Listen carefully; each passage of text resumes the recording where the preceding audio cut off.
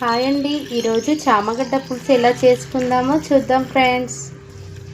Water పోసుకొని ఒక 2-3 whistles వచ్చే వరకు ఉడకనివ్వాలి. ఇలా ఉడకనివ్వాలండి. ఇలా పొట్టు తీయాలండి. ఆయిల్ వేసుకోవాలండి. పోపు గింజలు వేసుకోవాలి. ఆనియన్స్ వేసుకోవాలి. కరివేపాకు వేసుకోవాలి. కొంచెం చింతపండు వేసుకోవాలండి. కడగాలండి 1 టైం. కడిగిన తర్వాత వాటర్ పోసి నానబెట్టుకోవాలండి. పసుపు, అల్లం పేస్ట్ అండి కలుపుకోవాలండి. కలుపుకున్న తర్వాత మనం ముందుగా తీసి పెట్టుకున్నవి చామగడ్డ ముక్కలు అందులో వేసుకోవాలి.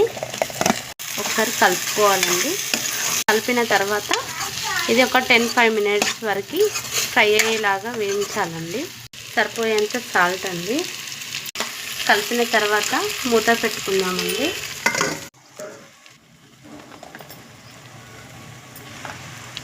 సరిపడా కారం వేసుకోవాలండి.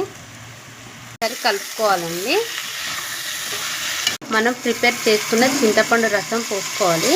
పోసుకొని కలుపుకోవాలండి. ఇలా మంచిగా ఉడకనివ్వాలండి. 1/2 స్పూన్ మెంతి పౌడర్ వేసుకోవాలి. తర్వాత ధనియాల పౌడర్ వేసుకోవాలి. మంచిగా కలుపుకోవాలండి. కొంచెం కొత్తిమీర వేసుకుంటున్నాను. కలుపుకోవాలండి. సరే ఇలా కలుపుకోవాలండి. ఇలా చిక్కగా అయ్యేలాగా ఉంచుకోవాలి. కంప్లీట్ అయిందండి. కంప్లీట్ అయింది ఫ్రెండ్స్. ఇలా ఒకసారి ట్రై చేయండి ఫ్రెండ్స్. సబ్స్క్రైబ్ చేయొచ్చు కదా, లైక్ చేయండి, కామెంట్ చేయండి ఫ్రెండ్స్. బాయ్. మరి ఇంకో వీడియోతో ముందుకు వస్తా.